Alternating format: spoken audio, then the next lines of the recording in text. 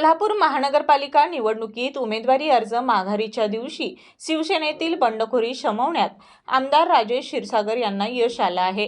राज्य नियोजन मंडळाचे कार्यकारी अध्यक्ष आमदार राजेश क्षीरसागर यांनी केलेल्या सलग बैठका आणि समजूतदार भूमिकेमुळे अनेक शिवसेना पदाधिकारी व शिवसैनिकांनी आपले उमेदवारी अर्ज मागे घेतले। महायुतीचा भगवा महानगरपालिकेवर फडकवण्यासाठी पक्षहिताला प्राधान्य देत एक पाऊल मागे घेतलेल्या शिवसैनिकांचे आमदार क्षीरसागर यांनी आभार मानले।